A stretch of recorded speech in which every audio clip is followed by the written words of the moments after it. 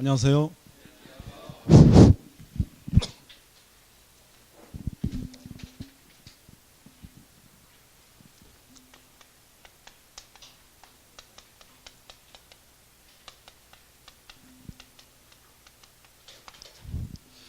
자, 오늘 우리가 볼 내용은 부동산 공시 법령입니다.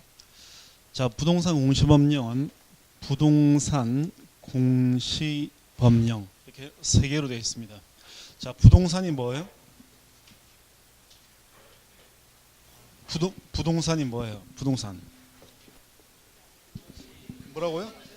예? 자, 이제 우리가 민법을 공부해가지고 모르는 게 없어요. 그래서 토지와 토지에 붙어 있는 거 정착물이다 이렇게 하는 거예요. 자, 그러면 그 중에서 이제 대표적인 경우가 토지라든지 건물이라든지 이런 게 이제 부동산이죠. 자, 부동산에 대해서 공시를 하는 거예요. 공시라고 하는 것은 공적인 기관 또는 공적인 장부를 통해서 이게 무슨 시자예요? 보일시죠. 그래서 이 부동산에 관해서 공적인 장부를 통해서 보여주는 것, 이런 걸 공시다라고 하는 거예요. 자, 그러면 부동산에 대해서 토지 건물인 부동산에 대해서 공시는 뭘 보여주느냐, 어떤 걸 보여줄 수 있느냐 보게 되면, 자, 보여줄 수 있는 측면은 두 가지가 있습니다. 첫 번째는, 자, 이 부동산에 대해서 보여줄 내용으로는 이 부동산의 소유자가 누군가, 주인이 누구냐, 예를 들면 주인이 소유자가 갑이다, 뭐 이렇게, 또는 이제 이 건물에 또는 토지에 주인이 돈이 필요해서 은행 가서 대출을 받고 저당 같은 걸 잡힌 게 있느냐라고 하는 이런 이 부동산의 권리를 보여줄 수가 있는 거예요. 부동산의 권리. 자, 두 번째는 또 뭘 보여줄 수 있느냐 보게 되면, 자, 우리가 이제 이 땅을 사고 싶어요. 내가 땅을 사려고 하는데 그 살 땅에 가보니까 이렇게 큰 땅이 이렇게 쭉 펼쳐져 있습니다. 그럼 우리가 이 땅을 보자마자 이 땅은 150평이다 또는 151평이다 이런 걸 눈으로 봐가지고 바로 알 수가 있어요, 없어요? 알 수 없는 거죠. 주인이, 매도인이, 파는 사람이 뭐 155평이다 5평 더 끼워 넣어도 알 수가 없는 거예요. 자, 또는 이런 면적 부분이 있을 거고요. 또는 이 땅에다가 집을 지을 수 있는 땅인지 아니면 이게 밭인지 뭔지 이 토지의 용도 이런 것들도 아무도 없다면 알 수 없는 거예요. 그래서 이렇게 이 토지의 또 이 부동산에 관해서 또 보여줄 내용은 이 땅의 면적이라든지 용도를 나타내는 지목이라든지 이런 것들도 이제 이 부동산에 관해서 보여줘야 됩니다. 이런 걸 우리는 부동산에 대한 사실관계다 이렇게 얘기를 해요. 그래서 부동산에 대해서 공시 보여줄 수 있는 부분은 권리와 사실이 됩니다. 이 사실관계를 다른 말로는 부동산의 현황이다, 현황 이렇게 얘기하고, 또는 다른 말로는 부동산의 표시다 이렇게 얘기를 해요. 다 동의어입니다. 사실관계, 현황, 표시 다 동의어가 됩니다. 이 중에서 이제 많이 쓰는 표현은 표시라는 표현이에요. 그래서 이 권리와 표시 이런 것들을 이제 이 부동산에 대해서 공시라는 거예요. 그러면 이렇게 부동산에 대해서 권리와 표시를 보여주는 공시를 하는 것과 관련이 있는 법령이 뭐냐라는 건데요. 이 권리를 공시하는 그와 관련된 법령은 부동산 등기법이라는 게 됩니다. 그래서 우리 지금 이 주제를 보게 되면 제3과목 해가지고 부동산 공시법령 나와 있죠. 그래서 넘겨보면 273페이지에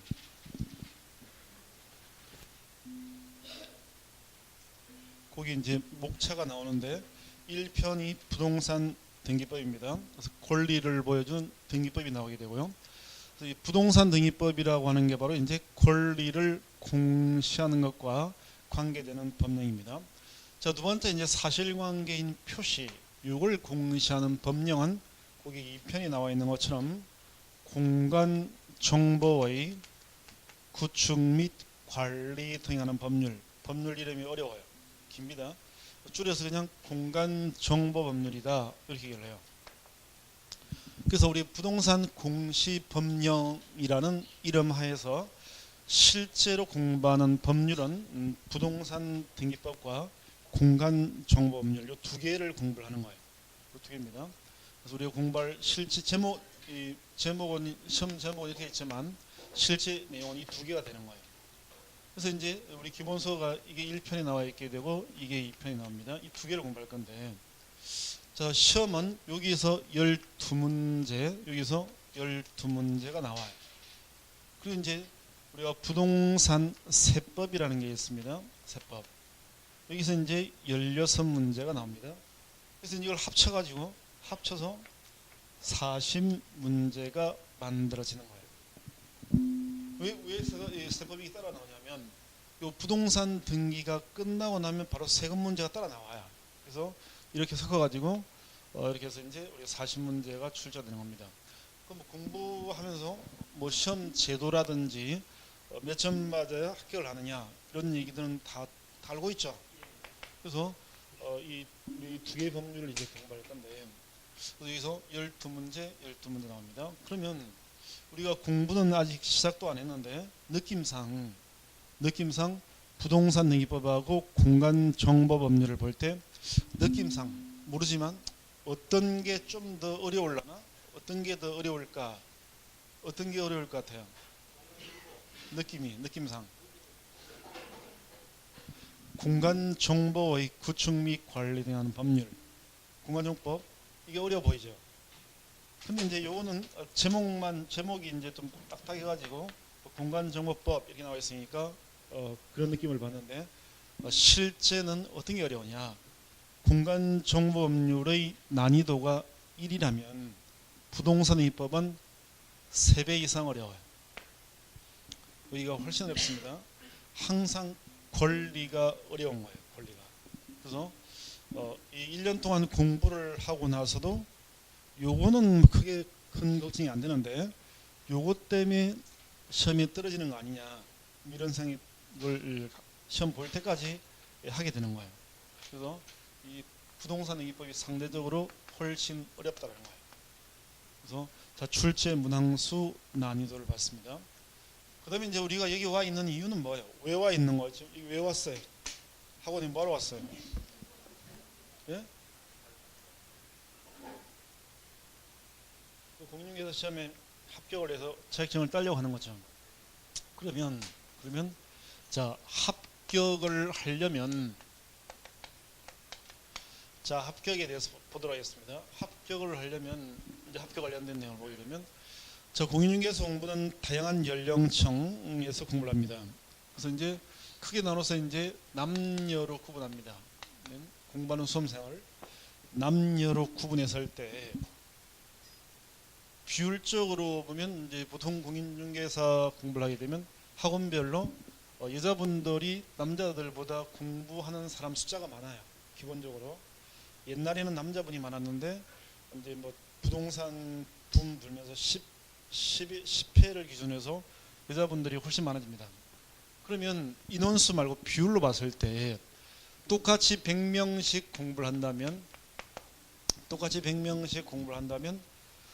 어디가 합격률이 물론 다 합격을 하지만 상대적으로 봤을 때 어디가 합격률이 높을까요? 여자분들이 합격률이 높아요. 왜 그럴까요? 열심히 해서? 네? 열심히 해서? 열심히 해서라기보다는 수다스러워서 합격을 잘해요. 무슨 얘기냐면 공인중개사 시험에서 합격의 당락을 결정하는 것은 당락 또는 이 실력을 쌓아올리는데 가장 큰 역할을 하는 게 대답을 잘하는 거예요. 그러니까 똑같이 학원을 다녔는데 누구는 이렇게 실력이 쭉쭉 올라갑니다. 누구는 좀 떨어져요. 그 차이는 뭐냐면 대답을 얼마나 잘하느냐 여기 달려 있는 거예요. 근데 대답을 물어보면 강의하는 사람들이 물어보게 되면 남자들은 체면 생각하고 뭐 이런 여러 가지 과묵하고 성격상 뭐 이런 것 때문에 상대적으로 여기보다 여들보다 이 대답을 별로 안 해요. 그럼 선생들이 강의할 때 대답을 자꾸 유도하는 이유는 자꾸 물어보는 이유는 이 사람이 이걸 아느냐 모르느냐 그걸 물어보는 게 아니에요. 그러니까 강의의 흐름을 놓지 않고 쫓아오도록 만들기 위해서 물어보는 거예요. 그래서 이 대답을 하기 위해서는 딴 생각하거나 뭐 이게 딴 데 이렇게 하게 되면 대답을 못 하잖아요. 그러니까 그걸 못하게 하려고 계속 묻는 거예요. 그래서 이 대답을 요구하는 이유는 강의의 흐름을 놓치지 않고 쫓아오기 위해서 하는 건데 이런 부분에서 여자분들이 상대적으로 잘하기 때문에 상대적으로 합격률이 높아요. 그래서 이게 이제 그 첫 번째고요. 두 번째 남녀 비율이고 두 번째로는 공인중개사 공부는 다양한 연령층에서 공부를 해요. 그래서 강의하면서 보니까 만나본 학생 중에서 제일 어린 학생이 17살이었습니다. 17살. 제일 나이가 많으신 분이 공부할 당시에 85세인 분이 계신데 17세면 몇 학년이에요? 예? 고1입니다. 고등학교 1학년이 이 공부하러 온 적이 있어요. 그래서 고1이 왔길래 교복 입고 왔길래 왜 왔냐 물어보니까 정보산업고등학교에 부동산 학과가 생겼대요. 그래서 거기 학생인데 고등학교 올라오자마자 이걸 따라온 거예요. 그래서 낮에는 학교 갔다가 밤에는 이제 밤에는 학원에 와서 이제 공부를 한 겁니다. 그렇게 하라고 엄마가 보내는데 이 학생은 4개월이 지나자 학원에 나타나질 않아요. 네? 왜냐면 해보니까 중학교까지 국영수 하다가 학원 왔더니 무슨 세금이 어떻게 된다는 뭐 규제가 어떻게 된 이런 얘기 들으니까 도저히 이해될 리가 없어요. 그러니까 포기를 했습니다. 그 다음에 이제 18세는 만나본 적이 없고 19세 고3을 봤는데요. 고3들은 합격을 되게 잘해요. 19살부터는 합격을 다 합니다. 그 다음에 이제 85세 되신 분은 그 당시에 강의할 때 85세라고 하시는 분인데 이분은 6.25 전쟁이 났을 때 고등학교 선생님이셨던 분인데 이분이 이제 그 학원에 나오셨는데 이분이 하는 얘기가 이분이 제일 앞자리에 앉아서 이제 강의를 들었는데 이분한테 어떻게 공부하러 나오셨냐고 물어보니까 이분 하신 얘기가 남자들은 나이가 많으나 적으나 노는 게 똑같아요. 노는 게 이렇게 하더라고요. 노는 게 똑같아요. 이분 말씀이. 자, 20대 남자들은 뭐하고 놀아요? 에? 친구 만나가지고 술 먹어 놀죠. 50대 남자들은 뭐하고 놀아요? 친구만 술 마시고 놀아요. 80대 남자분들은 친구하고 술 먹고 놀아요. 똑같습니다. 똑같다는 거예요. 그러니까 이분 할머니가 이거 보다가 그러지 말고 차라리 학원 가가지고 치매도 예방할 겸해서 공부해라 라고 해서 나오셨는데 이분은 6개월이 지나자 안 보이더라고요.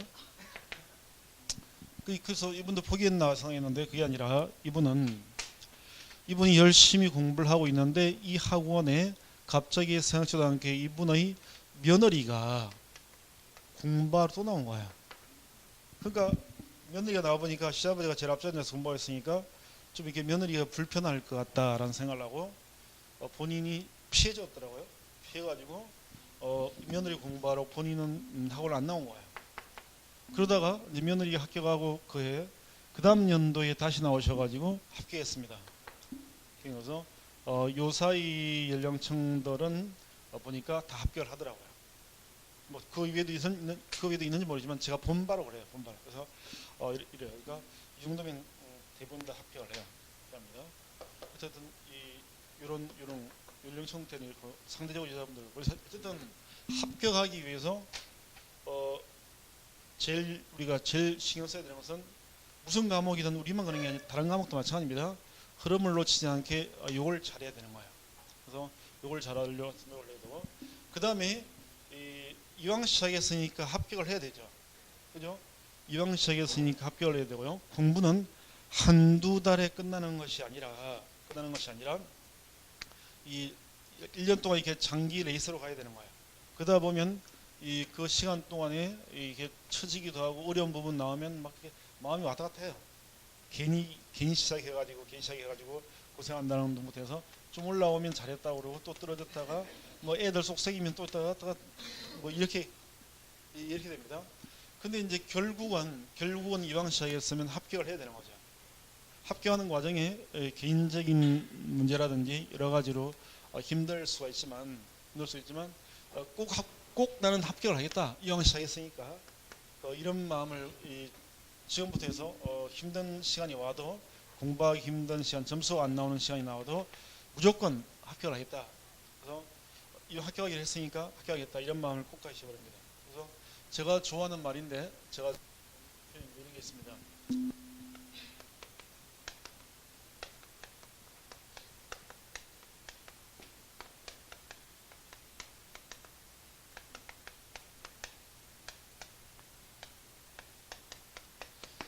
자, 이런 편이 있습니다. 그래서 시험에 떨어져가지고 남들은 다 합격했다 같이 공부하는 사람도 좋아하는데 나 혼자 이렇게 쳐져가 이러지 말고 힘들더라도 결국은 합격을 해내는 거예요. 그래서 져서 울지 말고 울면서라도 싸워 반드시 이기자, 반드시 합격하자. 그래서 이런 이런 마음으로 초심을 잡아가지고 끝까지 해가지고 이 합격할 수 있도록 해야 되는 거예요. 자, 어쨌든 하여튼 우리 이렇게 해서 이제 부동산 공시법령을 볼 거예요. 그래서 우리 기본서를 보게 되면 1편이 부동산 등기법입니다. 혹시 지금 본 내용들에게 앞서서 뭐 궁금한 거라든지 이런 거 있으면 질문하세요. 궁금한 거.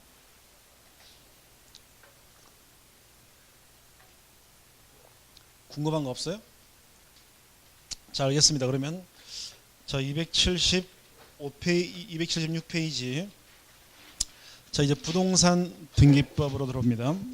자, 부동산 등기법을 공부하는 거니까 부동산 등기가 뭔지 뜻은 알아야 됩니다. 그래서 의의를 보면 부동산 등기가 뭐냐? 등기라는 것은 국가기관인 등기관이 등기부에 부동산의 표시와 그에 대한 일정한 권리관계를 법정 절차에 따라서 기록하는 것 또는 그러한 기록 자체를 말한다. 이게 등기라는 거야. 그래서 등기가 뭐냐? 이러면 쉬는 시간에 이제 이번 시간 끝나고 나서 밖에 나와서 야, 아까 등기가 뭐라고 그러더니 등기가 뭐야? 그러면 요 두 줄을 줄줄줄줄줄 얘기할 수가 있어요, 없어요? 에? 두 줄, 딱 두 줄인데 한 시간 동안 등기를 들을 건데 듣고 나서 등기가 뭐냐 하면 두 줄을 이해할 수 있느냐 하기가 힘들겠죠. 너무 길어요. 그래서 우리가 다른 건 내버려 두고 이 두 개의 두 줄은 내버려 두고 두 글자만 알면 되는 거예요. 등기가 뭐냐 하면 등기는 기록이다. 이것만 기억하면 됩니다. 등기가 뭐냐 하면 등기가 뭐라고요? 등기는 기록이다라는 겁니다. 기록. 등기가 뭐냐 하면 등기는 기록이야. 이렇게 이해할 수 있어야 돼요. 일단 이게 제일 중요합니다. 등기는 기록이다. 자, 예를 들어 보겠습니다. 자, 갑이라고 하는 사람이 있습니다. 갑이 소유하고 있는 건물이 있는데 이 사람 명의로 등기가 되어 있습니다. 자, 이 건물에 관해서 갑하고 을이 자, 부동산 거래를 해요. 그래서 1월 1일에 매매계약 체결하고 계약금일억, 2월 1일 중도금 5억, 3월 1일 잔금 4억을 지급합니다. 그럼 이제 우리 매매 계약을 체결해서 할 때 이 파는 사람, 이 사람을 뭐라고 불러요? 이 사람을 매도인 이렇게 부르죠. 이 사람 사는 사람을 매수인. 매도인과 매수인 간에 이런 식으로 이제 부동산 거래를 합니다. 그래서 이제 매수인이 잔금까지 다 줘요. 그러면 매수인이 돈 다 주면 매도인은 매수인에게 뭘 넘겨줘야 돼요? 네? 뭐라고? 구체적으로 매수인이 잔금 싹 들고 와가지고 자 받아 줍니다. 그 자리에서 뭐 줘야 돼요? 그렇죠? 이걸 이렇게 넘겨받으면 매도인이 갖고 있는 권리증 직무상무서, 매도인의 인감 이런 것들을 넘겨주는 거예요. 요거 받아가지고 이제 이 사람 매수인 앞으로 법무사한테 맡겨가지고 3월 2일에 이 매수인 앞으로의 소유권 이전 등기를 하는 거예요. 그래서 이전 등기를 하는 겁니다. 자, 이런 식으로 하면 이제 부동산 거래가 끝이 나는 거예요. 자, 우리나라는 그러면 이런 식으로 부동산 거래가 쭉 이루어지는데 우리나라는 이 매수인을이라고 하는 사람이 언제부터 주인이 될까요? 며칠부터? 네? 우리는 언제부터 이 사람이 주인 되냐면 저는 3월 2일 요 등기를 끝내야 이 사람이 주인 되는 거예요. 돈 준다고 주인 되는 게 아닙니다. 그래서 등기함으로써 소유자 되는 거예요. 그래서 이제 등기를 한번 해보면 등기소에 가서 저 건물 등기부가 있습니다. 등기부 상에 이게 보니까 이번 쯤에 등기부의 주인이 갑으로 되어 있습니다. 이 상태에서 이제 이 매수인 앞으로 등기를 하는 거예요. 그래서 소유권이 넘어왔다. 왜 넘어왔느냐? 매매를 했기 때문에. 그래서 이제 지금부터는 소유자가 을로 바뀐다. 이렇게 적는 거예요. 그래서 3번. 자, 이렇게 등기부에다가 소유권 이전 매매 지금부터는 소유자가 을로 바뀐다라고 이렇게 등기부에다가 이렇게 이런 내용들이 등기부에 기록이 되는 거예요. 이 기록이 이게 뭐라고요? 이게 바로 등기라는 거죠. 그래서 등기가 뭐냐? 등기는 기록이다라는 겁니다. 자, 그다음에 이제 등기가 그러면 뭔지 봤습니다. 등기는 기록입니다. 그럼 이제 이 등기 제도 2번에 자, 우리나라 부동산 등기 제도의 특징이 나와 있는데 이 등기 제도는 우리나라에서 만든 게 아니라 이 다른 나라에서 만든 걸 수입한 거예요. 그래서 나라들마다 다 특징이 있는데 먼저 우리나라 특징을 보게 되면 첫 번째 신청주의 원칙입니다. 등기는 자, 요 등기가 되려면 자, 매도인하고 매수인인 가바을이 또는 본인들이 하기 힘들면 A라고 하는 법무사한테 대리권을 줘서 대인이 되어서 이 사람들이 등기를 가고 싶으면 이 등기 가고 싶으면 등기소에 가가지고요. 등기소에 가서 등기를 해달라, 요 등기 해달라고 신청을 해야지만 등기가 이루어져요. 그러니까 우리나라는 갑하고 을이라는 사람이 매매 계약을 체결했다고 대한민국이라는 국가가 알아서 이걸 해주는 게 아니라는 거예요. 알아서 해주는 게 아니라 이 당사자인 갑하고 을이나 법무사가 뭘 해야 된다? 신청을 해야 등기가 이루어지는 겁니다. 그래서 우리는 신청주의가 원칙이에요. 자, 우리는 시청합니다. 국가가 알아서 해주는 게 아닙니다. 두 번째, 등기 신청 방법의 이원화라는 게 있습니다. 이원화라고 하는 것은 이원화는 이원화라고 하는 것은 두 가지다 이런 뜻이에요. 그냥 두 가지다. 이렇게 표현되겠는데 두 가지다. 그러니까 우리는 신청을 하는데 신청하는 방법이 두 가지입니다. 첫 번째는 뭐냐면 갑이나 을이나 법무사가 등기소에 직접 가는 거예요. 그런 걸 우리는 방문 신청이라고 하는 거예요. 그 등기소에 가서 등기를 신청하면 됩니다. 두 번째는 컴퓨터를 통해서 등기 신청할 수 있어요. 이런 걸 우리는 뭐라고 나와요? 전자신청. 신청은 두 가지입니다. 직접 가도 되고 컴퓨터로 해도 됩니다. 그래서 두 가지 방식이 신청 방식으로서 인정이 돼요. 그럼 이제 이 사람들이 신청을 하면 등기소에 와서 해달라고 하면 등기소에 근무하는 B라고 하는 등기관이 이 사람들이 등기소에 오면 등기를 해줄 건가 말 건가 심사를 하게 됩니다. 심사 방식은 두 가지가 있는데요. 하나가 형식적 심사를 할 수 있고 또 하나는 실질적 심사를 해요. 그래서 형식적 심사와 실질적 심사가 있습니다. 형식적 심사는 제출된 서류만 심사하는 거예요. 그러니까 요 등기소에 등기하러 오면서 이 사람들이 가져와야 될 매도인의 권리성이나 인감이나 이런 걸 안 빼먹고 다 가져왔느냐. 그래서 서류를 다 가져왔다면 등기를 해주는 걸 말하고 실질적 심사는 서류의 문제는 당연히 없어야 되고요. 플러스 매매라고 했으니까 매매를 가바울이 실제로 했느냐, 요거까지 따져가지고 등기 여부를 결정하는 거예요. 그러니까 혹시라도 이게 매매라고 했지만 매매가 아니라 가바울이 부자지간으로서 아버지 아들에게 공짜로 부동산을 증여하는 건데, 증여는 세금이 왕창 나오니까요, 이 세금 좀 줄여보겠다고 매매한 것처럼 이렇게 등기할 수도 있는 거예요. 그러니까 이 매매가 실제 있는지를 등기관이 증여가 아닌지 일일이 확인해가지고 매매가 확인되었을 때 그때 등기 주는 걸 실질적 심사다라고 하는 거예요.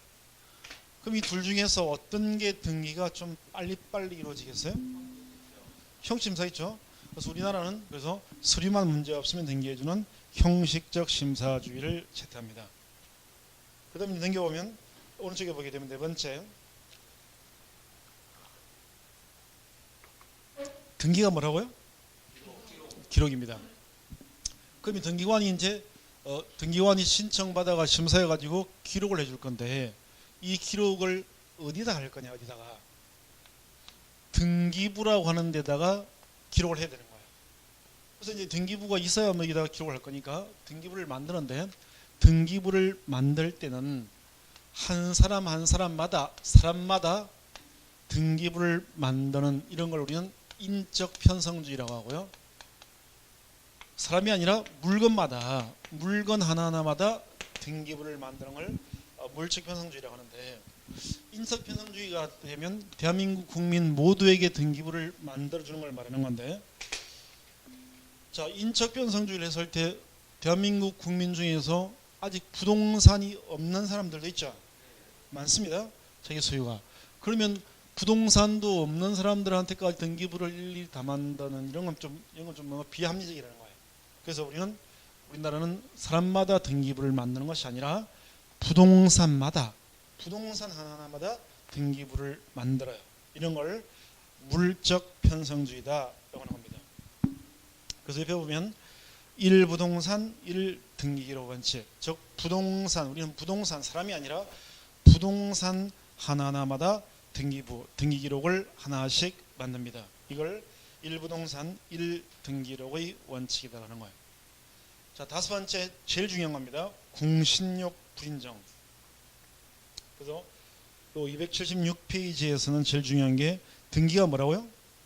등기는 기록이라는 것. 이게 제일 중요하고, 그 다음에 오른쪽에서 페이지에서는 중요한 게 바로 공신력 불인정입니다.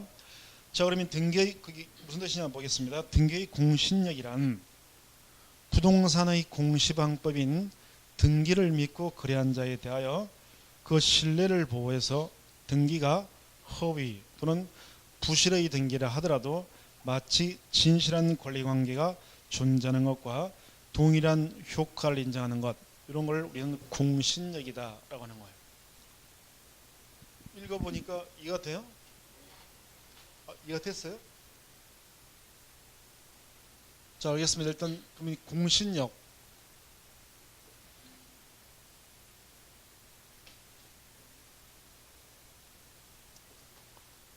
자, 공신력을 우리가 좀 더 쉽게 한번 표현해 보겠습니다. 공신력.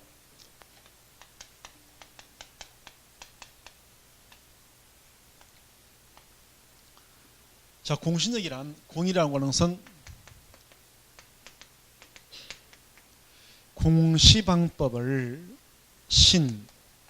신뢰하는 사람한테 법률에서 힘은 권리입니다. 권리를 인정하느냐 부정하느냐, 이런 문제예요. 자, 그러면 아까 공시라고 하는 걸 봤습니다. 공시가 무슨 뜻이라고요? 공시가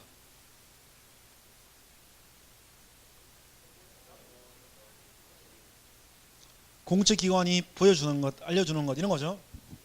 공적 장부를 통해서 알려주는 겁니다. 공시, 알려주는 것, 보여주는 방법, 주인이 누구인지 보여주는 방법, 이런 뜻입니다. 그럼 우리가 물건은 흔히 동산과 부동산이 있는데, 동산은 주인이 누구인지 보여주는 방법은 동사는 뭐냐면 동사는 점유라고 하죠. 점유 들어봤어요? 점유가 무슨 뜻이에요? 지배하고 있는 거, 지고 있는 거, 신고 있는 거 이런 거죠. 이게 점유예요. 그래서 동사는 지고 있으면 점유하고 있으면 이 사람이 주인이구나 이렇게 보는 거죠. 예를 들면 누가 밖에 나왔더니 핸드폰을 들고서 통화를 하고 있습니다. 근데 핸드폰이 보니까 금도금을 했는지 번쩍 버튼이 빛나요. 뭐 하시나 핸드폰을 누가 들고 통화하고 있습니다. 그럼 핸드폰 동사인데 이 핸드폰 주인을 누구라 생각을 해요? 통화 치고 있는 사람, 그죠? 점유하고 있는 사람을 주인으로 보는 거예요. 신발도 마찬가지입니다. 신발 이쁜 거 신고 있습니다. 신고 있는 사람, 신고 있는 게 점유예요. 그래서 이런 동사는 점유하고 있으면 저 사람이 주인이구나 이렇게 보는 거예요. 그럼 이제 이번엔 부동산을 한번 보겠습니다. 자, 도로가 이렇게 있게 되고요. 여기에 빌라가 있습니다. 빌라가 있게 되고요. 여기도 이제 빌라가 이렇게 있습니다.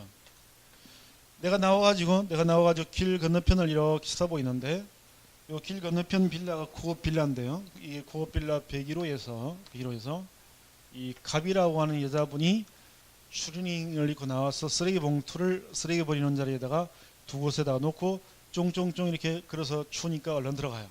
우리가 이걸 봤습니다. 그러면 이 얘기가 101호에서 이 아줌마가 나온 걸 보니까 저 갑이라고 하는 아줌마가 저 집주인인가 보다, 101호 주인인가 보다 이런 생각을 해야 하네요. 네? 그 집에서 그분 나와 살고 있는 사람입니다. 딱 보고 저 사람 주인인가 보네. 그런 생각 해야 하네요. 해요? 안 해요? 둘 중에 하나 아니에요. 하든지 안 하든지. 응? 주인으로 생각하지 않습니다. 왜냐하면 이 집에 살고 있는 것도 점이에요. 이 집을 점유하고 있습니다. 그런데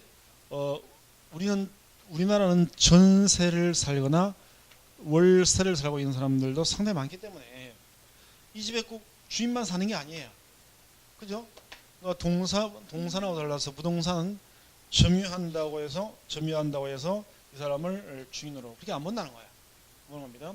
그럼 어떨 때 이 사람을 주인으로 보느냐? 이 사람이 등기부에 주인으로 적혀 있어야 주인으로 봐요.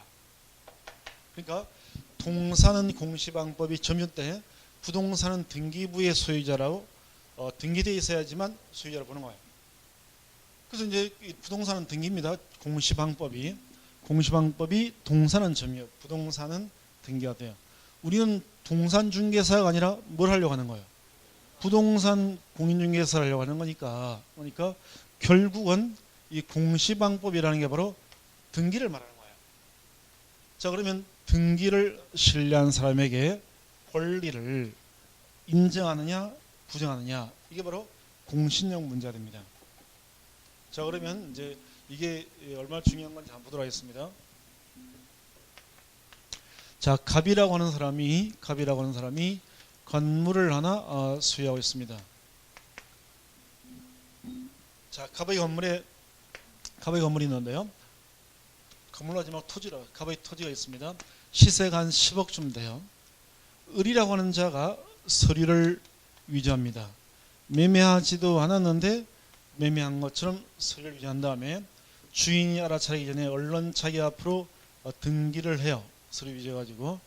그 다음에 이제 주인이 알아차리기 전에 얼른 이걸 병이라는 사람한테 금매로 싸게 반값에 이걸 팔아요.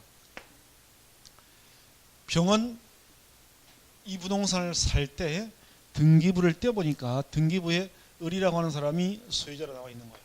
그래서 을이 주인인가 보다 생각하고 이제 이걸 산 겁니다. 꿈에도 병은 을이라고 하는 자가 위조범일 거다 라는 생각을 병은 꿈에도 안 했어요. 자, 을이 위조범이라는 사실을 몰랐습니다. 어떤 사실을 모르는 걸 우리는 뭐라고 그래요? 선이라고 하죠. 그래서 선의의 병입니다. 위조범일 거라는 생각도 못했어요. 그래서 이제 이 병이 이걸 살 때 왜 이렇게 싸게 파세요? 물어보니까 이민 가려고 빨리 처분하려고 합니다. 뭐 이렇게 얘기를 한 거예요. 그래서 이걸 샀습니다. 돈 주고 등기가 다시 병한테 넘어왔습니다. 소유권 이전 등기가 넘어왔어요. 자, 위조범을은 이제 한 건 성공했습니다. 그러니까 5억 챙겨가지고 을은 해외로 도망가 버립니다. 필리핀으로 튀어버려요. 도망가 버립니다. 이제 문제는 결국은 이게 사실 알게 된 갑하고 병 사이에서 이제 문제가 터지는 거예요. 을은 도망가 버리고 갑이 병한테 와가지고 당신은 내가 주인인데 주인도 아닌 사람한테 이걸 샀기 때문에 소유자가 될 수 없으니까 당신 등기 잘못된 거니까 당신 등기를 지워라, 말소를 시켜라, 이렇게 요구합니다. 그럼 병이 그 말 듣고 말소를 하겠어요, 안 하겠어요? 안 하겠죠? 안 합니다. 그럼 말로 해서 안 되면 소송이 붙는 겁니다. 그럼 이 소송을 담당하게 된 A라고 하는 판사가 있다면 이 판사는 이 법률에 의해서 법률에 근거해서 갑을 주인으로 할 건지 아니면 병을 주인으로 볼 건지 정해야 되는데 대한민국의 어떤 법률에도 이런 경우에는 주인이 갑이다, 병이다 라는 게 정해져 있지 않다는 거예요. 그럼 법률에 없으면 판사가 재판을 거부하는 게 아니라 판사는 건전한 상식에 근거해서 누구를 주인으로 할 건지 정해줘야 됩니다. 그럼 이제 이 건전한 상식을 동원해서 이제 이 사태가 일이 이 지경이 될 때까지 갑하고 병 중에서 누가 더 잘못했느냐, 다시 말해서 잘못을 우리 부주의하는 걸 뭐라고 그래요? 과실이라고 하죠. 이 사태가 이 지경이 되기까지 누구의 과실이 더 크냐, 이걸 가지고서 이제 판사가 갑이든 병이든 손을 들어줘야 되는 거예요. 우리가 판사라면 누구에게 과실이 더 커 보여요? 갑이 더 잘못한 것 같아요? 갑이? 뭘 잘못한 것 같아요? 이런 일이까지 벌어졌습니다. 일단 갑이 잘못했다. 갑은 지 걸 잘 챙겼어야지. 남이 가져가도록 몰랐냐. 자, 그렇다면 갑은 자기 걸 지키기 위해서 아침에 눈을 뜨면 컴퓨터를 켜가지고 내 명의로 등기가 잘 남아있느냐 확인하고, 낮에 볼일 보고 또 퇴근한 다음에도 다시 들어와가지고 컴퓨터 켜가지고 오늘도 무사했구나 이러면서 아침 저녁으로 이렇게 확인을 해야 돼요? 그럴 필요는 없는 거야. 그러라고 하면 안 됩니다. 그럼 아무것도 못해요. 그래서 갑이 잘못한 거는 없어요. 병은 무슨 잘못을 한 것 같아요?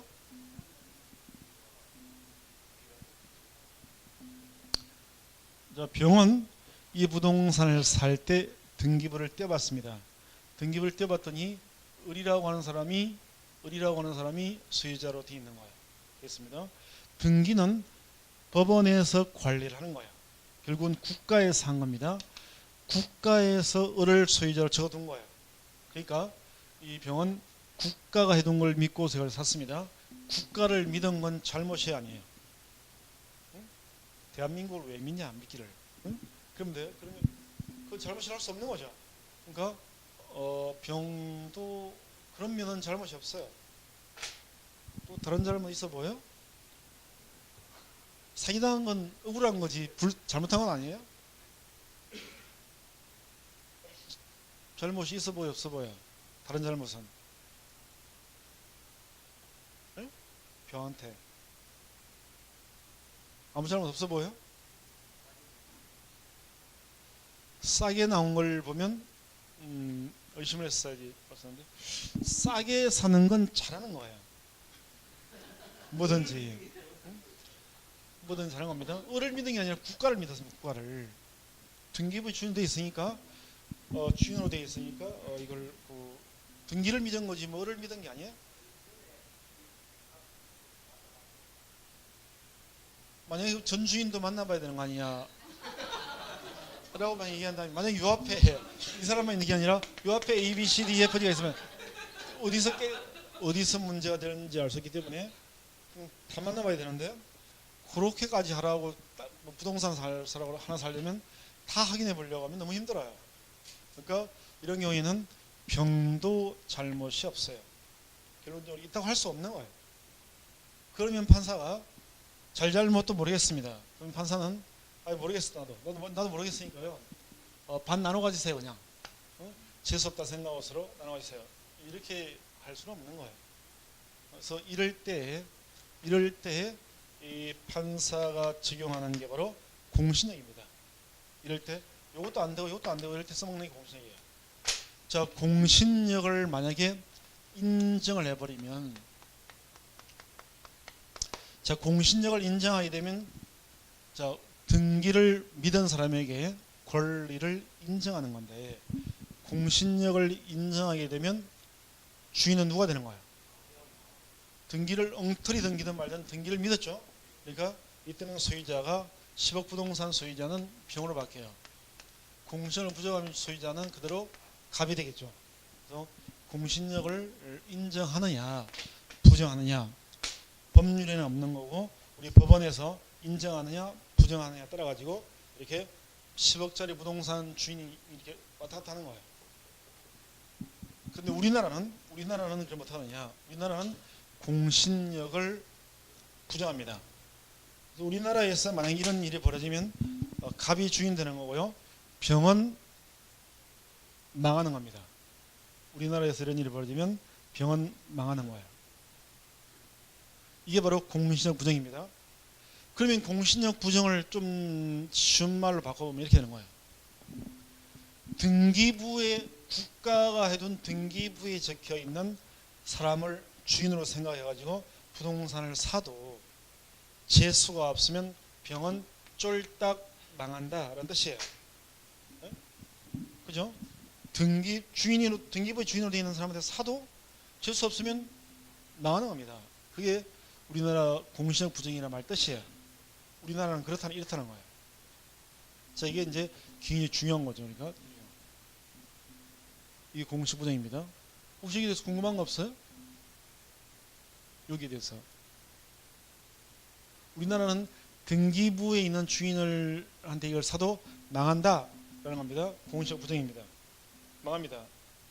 궁금한 거 없어요? 네? 병원 망하면 됩니다. 쫄딱 망하면 됩니다. 네? 네?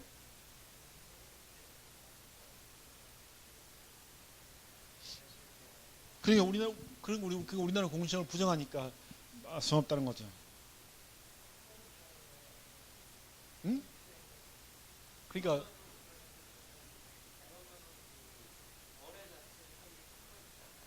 그렇죠. 그런 위험성이 있죠. 부동산 하나 살 때 이런 위험성이 있기 때문에 좀 거래가 위축될 수가 있죠. 제가 원하는 질문이 안 나와요. 딴 데 가면 이걸 두고 질문이 한 서너 개가 나오게 되는데 다 나오는데 지금 원하는 질문이 2개가 안 나오고 있습니다. 2개가 궁금해야 되는데, 여기 와 있는 이유는 내가 공인중개사가 되려고 하는 거기 때문에 이 궁금증 2개가 나와야 돼요.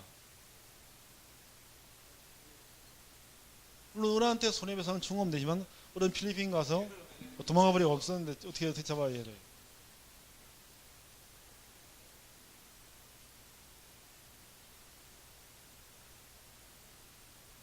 원하는 질문이 안 나와요. 계속 원하는 질문 안 나오고 있습니다. 이게 뭐로 와 있는 거예요? 이게 공인중개사가 되려고 하는 거예요? 그러면 생각을 해야 돼요. 생각을. 내가 만약에 이 매매 계약을 중개했는데, 이 사람이 가만히 있겠어요? 내가 소개시켜 준 게 문제 생겼는데 중개사한테 와가 네가 물어내 이렇게 나올 거 아니에요? 내가 지금 중개사가 될 건데 이게 멍하냐? 내가 이렇게 떠들어봐 이렇게 보면 되는 게 아니라, 그럼 이 매매를 내가 만약 중개를 했다. 그랬을 때 이 사람이 망하면 가만히 있지를 않아. 이 사람은 누구한테든 책임 물으려고 한다는 거예요. 그러면 중개사한테 와가지고 야 네가 세고 센 거 중에서 이거 괜찮다며. 그래서 근데 나만 망해? 나만 망해? 네가 다 물어주든지 아니면 양심이 있으면 반이라도 물어내나. 이렇게 나온다는 거예요. 중개사 2억 5천 물어주고 나면 몇 년 버는 거 다 꼬라봐야 되는 거예요. 그러니까 이런 일이 생기느냐? 생긴다는 거야. 이런 일이 이 병원 무슨 방법이든 찾기 때문에 생기게 돼 있는 거야. 이랬을 때 이 중개사가 물어줘야 됩니까? 이 질문이 나와야 되는 거야. 모든 학원에 가면 다 나오는 질문이에요. 그럼 중개사가 물어줘야 됩니까? 이 경우에 이렇게 이런 질문이 나와야 됩니다. 결론적으로 얘기하면 첫 번째, 중개사는 물어줄 필요가 없습니다. 그 이유는 물어내라 라고 하는 것, 물어낸다라고 하는 것은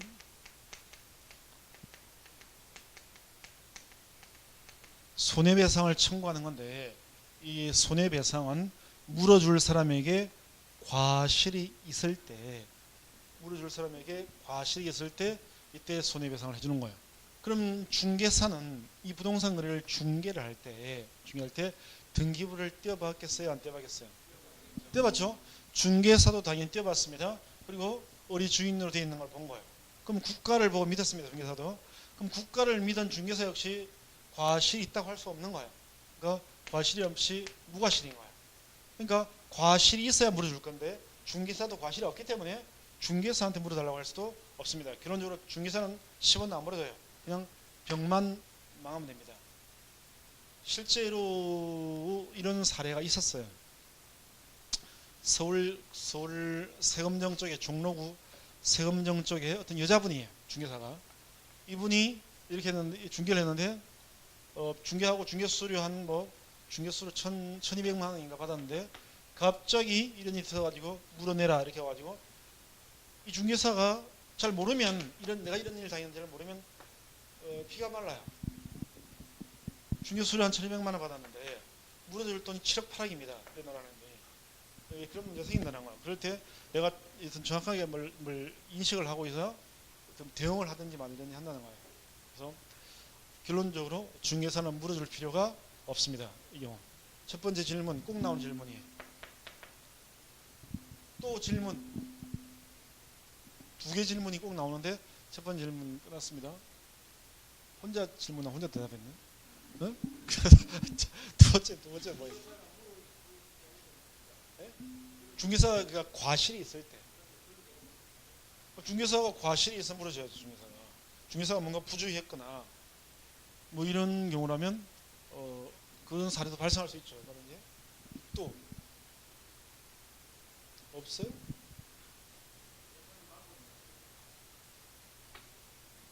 뭘 되찾는다고요?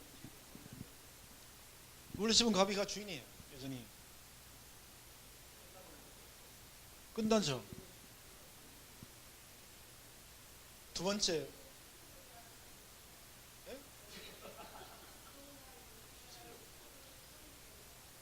네. 수수료를 왜 돌려줘요? 안 돌려줍니다. 안 돌려요. 자, 이런 말 알죠? 중개수수료 얘기인데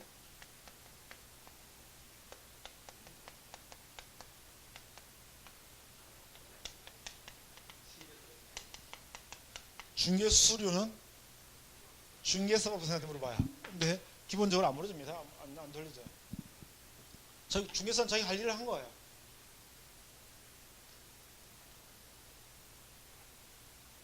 없어요? 이제 궁금한 거?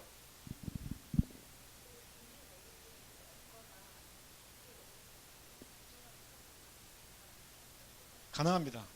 얼마든지 가능해요. 등기 서류 유지하는 건 얼마든지 가능합니다. 그리고 이제 이런 예를 들었지만 사실은 이 어린 경우가, 우리가 이제 민법 시간에 민법 진도 어디까지 나갔어요? 민법에서 민법 총칙 끝났어요? 물권법 들어왔어요? 물권법도 끝났어요? 물권에서 등기하는 차예요? 물권법에서 등기 파트? 알겠습니다. 그럼 민법 총칙은 했으니까 민법 총칙에서 그 기초 개념은 이제 했을 테니까 무권대리, 무권대리 대리권도 안 줬는데 8월에요. 그래가지고 팔아먹잖아요. 무권대리. 그럼 남의 거 팔아먹습니다. 무권대리인들은 주로 누굴까요? 어떤 놈이 대리권도 안 줬는데 팔아버렸다고 팔아치울까요? 아들, 딸, 부인입니다. 아들이 제일 많고 딸도 간혹 있고 제 와이프입니다. 와이프도 무권대리인들이 많아요. 남편 다리 다쳐 병원 입원한 사이에 팔아먹는 거예요. 부인이 그런 경우도 있습니다. 그래서 어쨌든 그러듯이 요 주로 그런 쪽이듯이 위조를 했다지만 서류 구비 이런 것들도 이 사람하고 무슨 관련이 있는 사람인 경우가 많아요. 뭐 사촌이든 뭐든 어쨌든 한 집에 살았던 사람이든 친한 형제든 뭐 그런 경우가 많아요 주로. 그래서 어쨌든 이렇게 그런 중에서는 안 물어보고요. 결론은 뭐냐? 병만 망한다. 병만 망하면 되는 거예요. 자, 두 번째 질문이 안 들어왔으니까 이번에는 두 번째는 얘기하지 않도록 하겠습니다. 하나만 얘기하려고 그러면 이렇게 해서 자 어쨌든 우리나라는 등기부를 믿고 사도 재수가 없으면 쫄딱 망한다. 두 번째 질문은 그러면 뭘 보고 사야 안 망해요? 이렇게 나온다는 거예요. 네? 그러면 뭘 보고 해야 돼요? 불안해서 뭐 부동산 사겠나 그러면 뭘 보고 사야 돼요? 내 전 재산인데 이렇게 나와요. 뭘 보고 사야 이런 꼴을 안 당해요? 이렇게 물어보는데 뭘 보고 사면 이런 꼴을 안 당하는 그런 건 우리나라에 존재하지 않습니다. 그냥 망하면 됩니다. 안 망할 수 있는 방법은 없습니다. 그냥 망하는 거예요. 뭘 보고 사는 뭘 볼 게 없으면 볼 게 없어요. 그냥 망하면 되는 거예요. 재수가 없다 생각하고. 근데 이제 크게 염려 안 해도 됩니다. 요런 사례는 실질적으로 크기 많지 않은 사례예요. 이 경우는 많지 않고 요거보다 더 골치 아픈 사례들도 많아요. 이제 우리가 하나씩 하게 될 거예요. 그래서 우리 공신력 부인장 이 개념만 일단 정확히 알고 있습니다. 자, 그다음에 이제 이렇게 해서 우리가 등기가 뭐냐? 등기는 기록이다라고 하는 것과 자, 두 번째 우리나라는 공신력을 인정하지 않는다. 등기부를 믿고 사도 재수 없으면 쫄딱 망한다. 이걸 본 거예요. 자, 그다음에 2절 부동산 등기의 종류가 나와 있습니다. 자, 그러면 등기는 기록인데 등기에는 어떤 게 있느냐? 등기의 종류를 보면 첫 번째 기능 대상. 등기가 공시 보여주는 대상을 가지고서 이제 분류를 해보는 거예요. 자, 예를 들어 보겠습니다. 예를 들면 그게 아니라 그 두 가지가 있는데 분류보기는 첫 번째는 공시 보여주는 대상이 어떤 부동산의 표시를 보여주는 등기가 있게 되고요. 넘겨보면 어떤 부동산의 권리를 보여주는 등기가 있습니다. 그래서 등기는 부동산의 표시를 보여주는 등기와 권리를 보여주는 등기를 이렇게 분류를 해요. 자, 예를 한번 들어보겠습니다. 자, 토지가 하나 있는데 우리는 부동산 하나하나마다 등기기록을 하나씩 둔다 이렇게 했습니다. 1부동산 1등기기록의 원칙이다라고 한 거예요. 그럼 이 1등기기록은 부동산 하나마다 종이가 한 장이다. 그런 것이 아닙니다. 이 1등기기록은 크게 세 파트로 되어 있습니다. 그래서 여기는 표제부라고 하는 게 있게 되고요. 그다음에 여기는 갑구라고 하는 게 있게 되고 여기는 을구라고 하는 게 있는 거예요. 자, 표제부라고 하는 데다가는 여기다 뭘 정리하면 어떤 부동산의 표시, 사실관계를 적어요. 예를 들면 자, 표제를 보니까요. 이 토지는 자, 원주시 개운동 10번지 지목대 면적 1000제곱미터의 토지이다. 이렇게 나와 있습니다. 자, 이 땅은 개운동에 있는 10번 토지로서 건축물 부지가 되고요. 면적은 1000제곱미터다. 1000제곱미터니까 평수로는 몇 평이에요? 300평이죠. 그래서 이렇게 해서 이런 사실관계인 표시가 표제부에 나오게 되고요. 이렇게 표제부에다 이걸 적은 다음에 옆에다가 이제 이렇게 번호를 1 붙여주는데 이 번호를 우리는 무슨 번호라고 부르냐면 표시 번호다 이렇게 얘기를 해요. 그래서 표제부에는 이렇게 표시 번호가 붙게 됩니다. 자, 그다음에 이제 갑구라고 하는 게 있는데 이 갑구라고 하는 데는 이 부동산의 소유자에 대한 소유권에 대한 내용을 적어요. 그래서 예를 들면 자, 이 토지 등기부를 봤더니 소유권 등기가 나와 있습니다. 갑구에 소유권 등기가 나오는데 우리 소유권이라고 하는 권리를 처음 등기하는 걸 소유권 보존 등기다 이렇게 합니다. 자, 소유권에 대해서 처음으로 등기하는 걸 뭐라고 한다고요? 소유권 보존입니다. 소유권 보존 등기, 소유권 보존. 이게 소유자가 갑이다 이렇게 나오고 분호가 1번 붙게 돼요. 갑이 이걸 팔면 소유권이 넘어갑니다. 이전이 돼요. 왜 넘어왔느냐? 매매를 했기 때문에. 그래서 이제부터는 이 부동산 소유자가 을로 바뀐다. 이렇게 이제 나오게 돼요. 이처럼 이 소유권과 관계된 걸 기록하는 데를 우리는 갑구다라고 하는 거예요. 갑구. 갑구에다가 이렇게 소유권 등기를 한 다음에 여기다 번호를 1번, 2번 붙이는데 이 갑구에 붙이는 번호를 우리는 순위 번호다 이렇게 하는 거예요. 표제부에 붙는 번호는 표시번호, 갑구에 붙는 것은 순위 번호 이렇게 합니다. 그 다음에 이제 을구라고 하는 데는 요거는 소유권을 뺀 나머지 권리를 적어요. 소유권을 뺀 나머지 권리. 그래서 예를 들면 이제 이 을이라고 하는 사람이 돈이 필요해 가지고 국민은행에 가가지고요. 국민은행 가서 1억을 대출을 받고 여기다가 저당을 잡혔습니다. 그러면 소유권이 아닌 권리니까 을구에 들어오는데 소유권에 대해서 첨등기하는 것을 소유권 보존등기라고 하는데 소유권이 아닌 권리를 첨등기하는 것을 우리는 설정등기라고 해요. 그래서 저당권 설정 1억 이렇게 한 다음에 이게 뭐 저당자본 저당권자가 국민은행이다. 이렇게 소유권이 아닌 권리는 을구에 적고 다 적은 다음에 번호를 1번 붙이는데 을구에 붙는 번호 역시 우리는 순위 번호다 이렇게 하는 거예요. 그래서 표제부에 붙는 번호를 뭐라고 한다고요? 표시번호. 갑구나 을구에 붙는 것을 순위 번호 이렇게 하는 겁니다.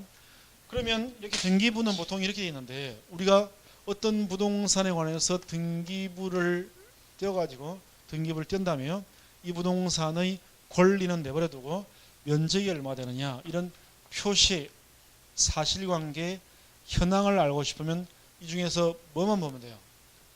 표제부만 보면 되는 거죠. 그래서 바로 이 표제부가 표시를 보여주는 등기가 되고요. 그 다음에 갑구와 을구를 통해서 어떤 부동산의 권리를 보여주는 거예요.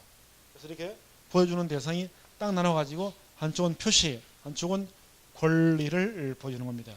이렇게 나올 수 있는 거예요.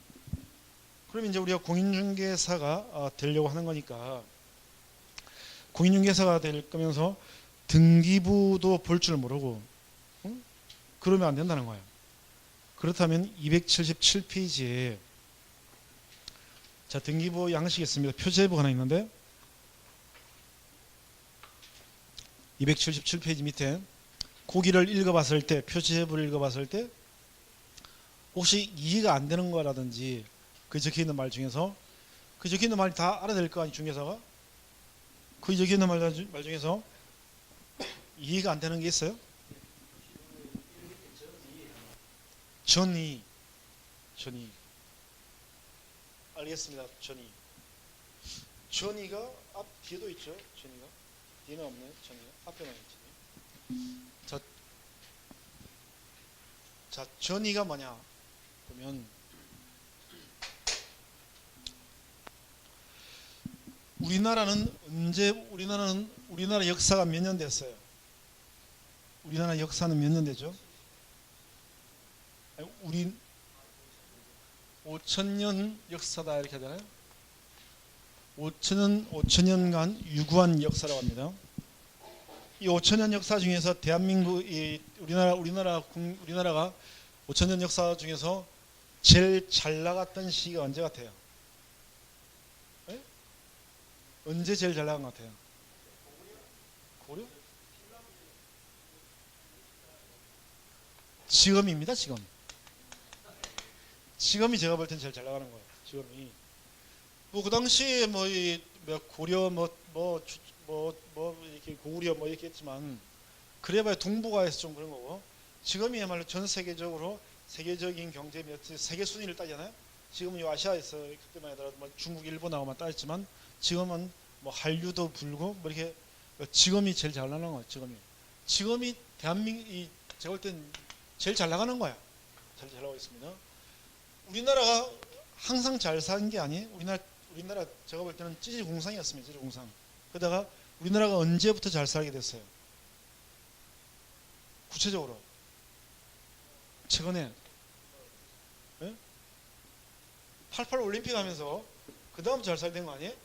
그래서 한 88년도 88 올림픽 90년도부터 이후부터 급성장 경제성에 해가지고 이제 물론 뭐 이렇게 이 박정희 때부터 해서 했지만 어쨌든 이때부터 해서 급성장해가지고 경제가 성장되면서 한류 바람 불어서 하여튼 유명해지고 막 이렇게 된 거예요. 어쨌든 유명해졌습니다. 그래서 이런 거예요. 그러니까 한 88 올림픽 이후에 그때쯤 된 것 같아요. 70년도 1970년 1970년도 73, 4년도 요때만 하더라도 대한민국은 찌질이 공산이었습니다. 1970년 안 태어났을 거 아니에요. 안 태어났을 거 아니에요. 안 태어났을 때 그래서 그 70년, 73년도, 76년도 뭐 이때만 하더라도 70년대 후반까지만 하더라도 대한민국 찌질 공산이었습니다.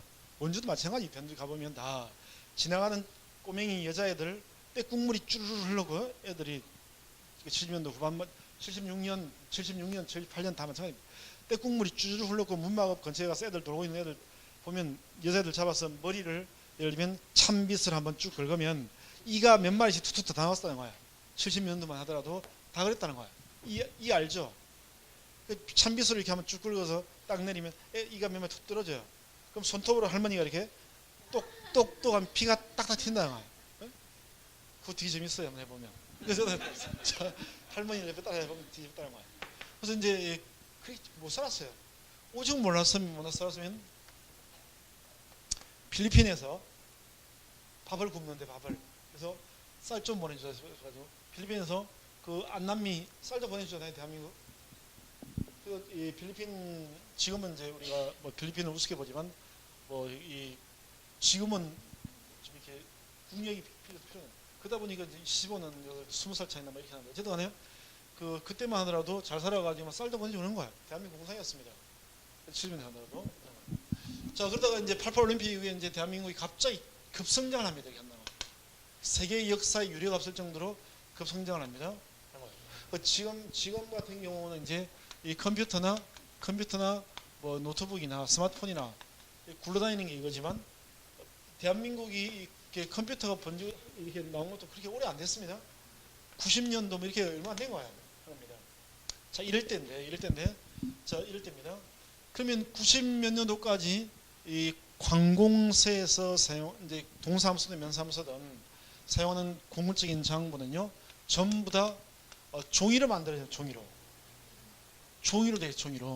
그래서 지금은 동사무소에 가가지고 인감증명을 한 통 띄려면 어떻게 지문인식기에다 손 집어넣으면 쭉 나오죠. 그거 얼마 안 되죠. 그거. 그전에는 다 종이로 돼 있어가지고 띠러 가면 그 책 모양으로 된 걸 들고 나와가지고 비닐봉지에 들어있는 걸 하나 빼가지고 복사기에 복사해가지고 그죠? 이따가 적어서 당 찍어 이렇게 해줬잖아요. 기억나죠? 다 종이로 돼. 종이로. 한국사에 먼저 잠깐 보아요. 그러다 보니까 등기부도 종이로 된 등기부를 사용했다는 거예요. 그러다가 이 88 올림픽 이후에 90년도인가 98년도인가에 일본하고 우리가 교류를 하고 있습니다. 일본하고 우리나라는 별로 이게 사이는 별로 안 좋죠. 그죠? 사이는 그래서 그냥 생각 같아서는 일본을 이렇게 밀어버려 멀리 바다에서 이렇게 멀리 밀면 배가 밀려가듯이 쭉 밀어버리고 싶은데 그것도 안 되고 붙어 사는 거예요. 미운하고 원하고 붙어 사는 겁니다. 그러다 보니 교류를 할 수밖에 없는 거예요. 그래서 이제 그 우리나라 이 등기 업무를 하는 사람이 일본을 갔습니다. 98년도에 갔더니 일본은 이 일본이라고 하는 나라는 대단한 나라가 아니에요. 굉장히 대단한 나라입니다. 이 나라가 세계 경제 대국 2잖아요. 세계 2차 세계대전이라면 세계대전을 일으킬 정도면 대단한 거예요. 우리 세계대전 지금 못 일으킵니다. 근데 일본은 그걸 벌일 정도 대단한 나라야. 정말 대단합니다. 전 세계가 알아줘요. 일본이랑. 근데 이제 그 유럽 사람들이나 이 미국 사람들이나 외국 사람들은 일본을 대단히 생각하는데 이 사람들이 우리나라에 와서 놀라는 것 10개 중에 한 가지가 뭐냐면 이 대단한 일본을 대한민국 사람들은 발가락 때만큼 생각 안 한다는 거예요. 완전 무시한다는 거예요. 이거 보고 외국 사람들이 많이 놀란다잖아요. 다. 그래서 저도 간에 일본한테 앉으려고 하는 거예요. 근데 등기 관련 일을 하는 사람이 일본에 갔습니다. 가서 보니까 가봤더니 일본에서 10년 전부터 관공서의 모든 업무를 컴퓨터 시켜가 체계적으로 관리하자라는 게 있어가지고요. 10년째 연구 중입니다. 꼼꼼하게. 이런 문제가 생기면 이거 어떻게 처리할 건가? 꼼꼼하게 10년째 연구를 하고 있는 거예요. 이걸 이제 유학 돌아온 다음에 돌아와가지고 정부에다 얘기를 한 거예요. 일본 갔더니요. 관공서의 서류를 등기부를 포함하는 관공서 서류를 컴퓨터화 시키려고 지금 10년째 연구 중입니다. 이런 얘기를 한 거예요. 그러니까 우리나라는 다른 사람한테는 다 줘도 되는데 누구한테 주면 안 돼요? 일본 주면 안 되는 거죠. 그러니까 그래? 그럼 우리도 당장 해봐. 이렇게 해가지고 즉시 연구가 시작된 거예요. 근데 일본은 10년째 워낙 이런 문제가 생기면 어떡하나 이런 걸 고민하느라고 이렇게 잘 못하는데 우리나라는 일본에 치면 안 되는 거야. 그러니까 10년 해도 답이 안 나오는데 우리는 딱 2년 준비해가지고 바로 컴퓨터로 전산으로 이 등기 업무를 시작했습니다. 이걸 전산 등기부라고 그래요. 그래서 컴퓨터로 등기 업무를 처리한 겁니다. 그래서 일본은 아직도 답이 안 나오는데 우리는 바로 해버린 거예요. 이 국민성 차이죠. 일본은 설구한 거까지 다 검토해보지만 우리는 빨리빨리 해. 그래서 일단 하고 저질러 놓고 문제 생기면 그때 맺고 이렇게 된 거예요. 그래서 2년 만에 바로 해가지고 우리나라가 이게 2001년도인가 2000년도부터 바로 전산 등기부 된 거예요. 일본은 2001년도에 못했다는 거예요. 한참 한 거예요. 뒤로. 일본은 그 이후에 우리나라 하는 걸 보고 이제 참고해가지고 지금은 하고 있겠죠. 지금은 우리가 먼저 한 거여서 일본에서 굉장히 놀랬대요. 한국에서 벌써 그렇게 한다고? 이렇게 해가지고 도대체 몇 년째 연구 중인 거야. 일본, 한국은. 뭐 우리는 10년대 답이 안 나오는데 이렇게 따르잖아요. 그랬대요. 어쨌든 이렇게 된 거예요. 그러면 자 지금은 우리가 이제 관공서의 모든 게 종이가 아니라 컴퓨터에 처리가 되는데 등기부도 마찬가지입니다. 종이 등기부가 아니라 전산 등기부를 사용을 해요. 그러면 종이 등기부를 50년 이상 60년 정도 썼는데 그러면 등기부에 엄청난 많은 내용들이 있을 거 아니에요? 50년 동안 써댔으니까 이 종이에다가 엄청 많은 거예요. 그럼 이걸 컴퓨터에 누군가 키보드를 두들겨가지고 다시 다 이다가 저장시켜야 될 거 아니에요. 쓰려면 이러는 거예요. 그런데 50년치 분량을 워드를 치려고 하면 너무 많아요. 너무 많으니까 어떻게 하냐면 이 50년치 분량 중에서 이미 효력이 없는 건 빼버리고 효력이 있는 것들만 여기다가 옮겨 적어요. 그러니까 자 예를 들면 자 요 토지 등기부를 옮겨 썼습니다. 지금 보니까 소유권 보전 가압 소유권 이전 을되어 있습니다. 지금 현재 땅 주인 누구예요? 땅 주인이 을이죠? 을이에요. 그러니까 이걸 다 옮겨 적는 게 아니라 50년치를 이 중에서 효력이 있는 거 요거, 효력이 있는 요거만 이렇게 옮겨 적어요. 요거만 이렇게 옮겨옵니다. 옮겨오는 거예요. 그래서 여기다가 이 전산등기부에다가 1번 한 다음에 자 소유권 보존이 아니라 소유권 이전 매매 소유자를 이렇게 한 다음에 요 밑에다가 요게 여기서는 1번이지만 전에 사용하던 등기부에서는 2번이었다 이런 뜻이에요. 네? 그래서 전에 사용하던 종이 등기부에서는 2번이었던 건데 여기서는 1번으로 왔다는 뜻이에요. 그래서 이제 그 전이가 그런 뜻입니다.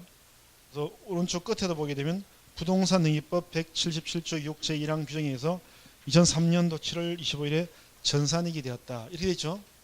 그래서 전산에다가 옮겨졌다는 뜻입니다.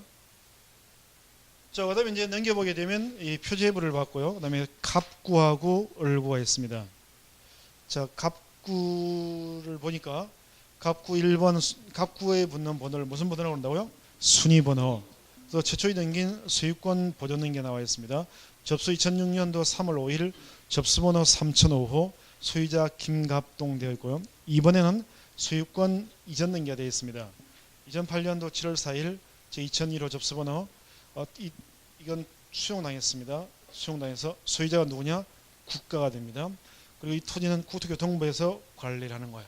이게 이제 갑구 내용이고 을구에는 건저당이라는 게 잡혀 있습니다. 건저당권 2012년도 12월 4일 접수번호 73,303호 2012년도 11월 3일 이렇게 하기로 계약을 맺었고요. 채권 최고의 5천만 원 돈 빌리는 채무자는 허준이가 되고 신한은행 가가지고 돈을 빌린 겁니다. 그럼 채권 최고액이 5천만 원입니다. 그럼 지금 허준이가 신한은행에 빌린 돈이 얼마나 얘기해요? 예? 우리가 보통 일반 저당은 1억 이렇게 나오면 1억이 바로 빌린 돈입니다. 그러나 현재 은행 가면 일반 저당 설정하지 않고요. 전부 다 이 근저당이라고 하는 걸 설정하는데, 근저당은 요 적혀 있는 금액이 빌린 돈이 아니라 여기다가 빌린 돈에다가 플러스 이자를 포함해서 보통 여기다 근저당은 적습니다. 그래서 보통 빌린 돈의 120%를 잡아요. 그러니까 5천이 지금 잡혀 있다는 얘기는 빌린 실제 돈은 한 4,200만 정도, 그죠? 그 정도를 허준이가 빌린 겁니다. 자, 이렇게 수익권에 관한 것은 갚고 수익권 이외에 걸린 근저당 같은 경우는 을구에 이렇게 기록이 되는 거예요. 자, 그다음에 이렇게 해서 공시 대상 따라서 부동산 표시를 보여주는 것하고 권리를 보여주는 걸로 본 겁니다. 자, 두 번째 이제 형식의 분류부터는 쉬었다 보겠습니다.